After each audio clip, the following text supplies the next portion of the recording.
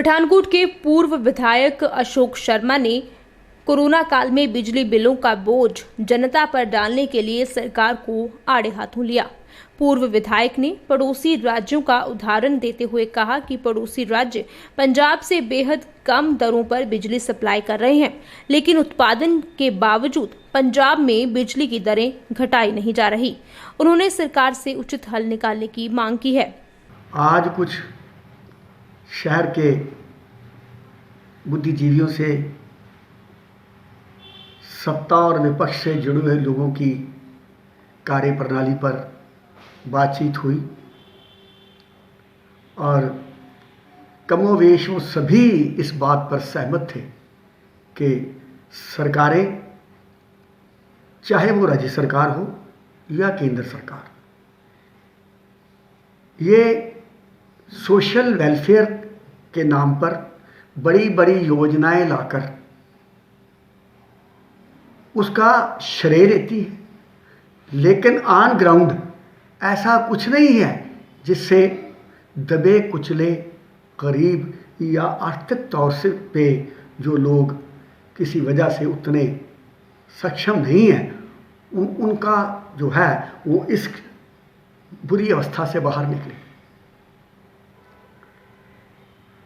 हमारे पंजाब में जहाँ तक मुझे मालूम है, सोशल वेलफेयर के नाम की स्कीम के तहत कुछ एक आध स्कीम हेल्थ के क्षेत्र में है, या कुछ विडोज़ और डिसेबल्ड को कोई 500 रुपया के करीब एक पेंशन दी जाती है, या एक आध कोई और स्कीम ऐसी होती है जिसमें कन्याओं को या किसी को मिलता है। लेकिन अगर हम दाएं बाएं अपने इधर उधर देखें तो हमें बहुत से ऐसे असहाय लोग नज़र आएंगे जिनको अभी इन स्कीमों का कोई लाभ नहीं मिला। इसके विपरीत जिस ढंग से बिजली, पानी और दूसरी बुनियादी सहूलतों के नाम पर हम लोगों का शोषण किया जाता है, वो मैं समझता हूँ बड़ा निंदनीय है। आज मैं अपने पंजाब राज्य की बात करता हूँ। हम घिरे हुए हैं, इधर से हरियाणा है हमारे साथ, जम्मू कश्मीर है, हिमाचल है, दिल्ली भी साथ लगते ही प्रदेशों में से एक है। वहाँ आप बिजली के जो बिल हैं उनके जो उनका चार्ज किया जाता है उसको देख ले और अपने पठानकोट और अपने पंजाब राज्य को पूरे को देख लें।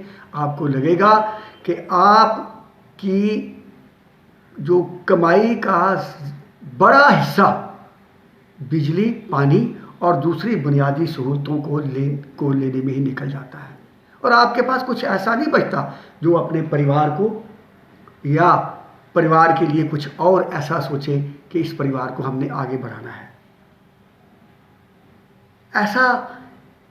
ऐसा क्या है कि जो दूसरे प्रदेश, हिमाचल, जम्मू कश्मीर, हरियाणा, दिल्ली अपने नागरिकों को सस्ते दामों पर बिजली दे रहा है, तो फिर पंजाब में ऐसा क्यों नहीं है?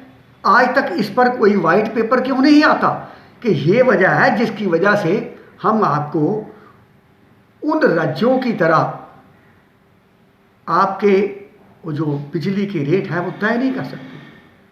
अब देख लीजिए, हमारे यहाँ हायर दी कंजम्पशन, जितना आप ज़्यादा बिजली का इस्तेमाल करते जाएंगे उतना ही ज़्यादा आपका बिजली का यूनिट रेट बढ़ता जाएगा। और हिमाचल में देख लीजिए, higher the consumption lower the rate. आप जितनी ज़्यादा बिजली इस्तेमाल करेंगे आपका जो यूनिट रेट है वो नीचे गिरना शुरू हो जाएगा। मुझे आज तक इस बात का समझ नहीं आया कि आप सब लोग बोलते क्यों नहीं।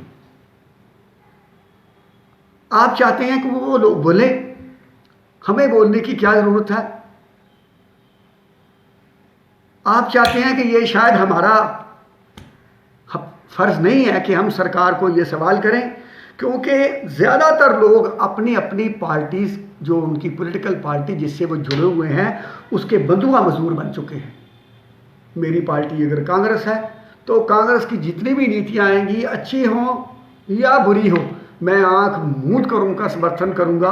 मैं भारतीय जनता पार्टी में हूँ, तो मैं भारतीय जनता पार्टी की सभी नीतियों का, वो चाहे देश के हित में हो, देश के हित में ना हो, समाज के हित में हो ना हो, मैं आंखें मूंद कर उसको प्रमोट करूँगा।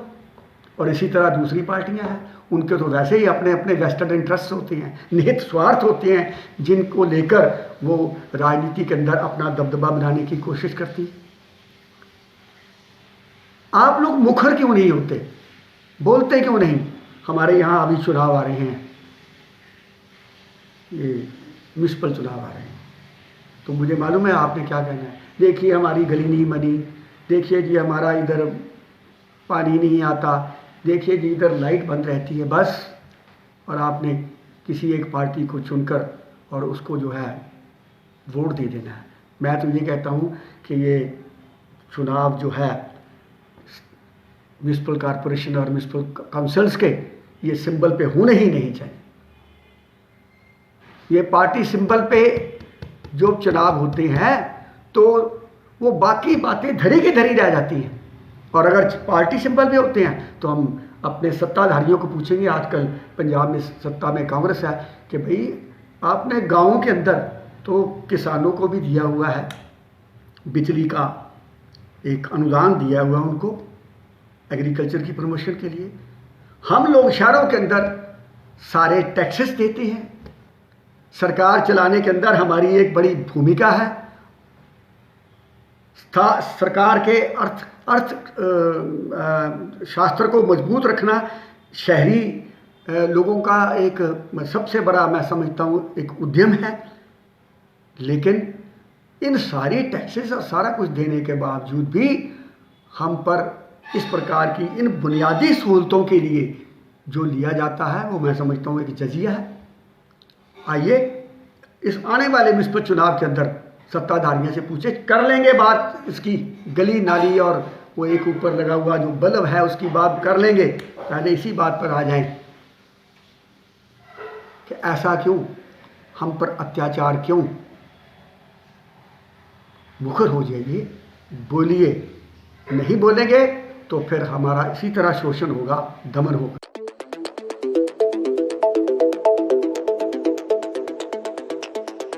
Your voice echoes in my mind.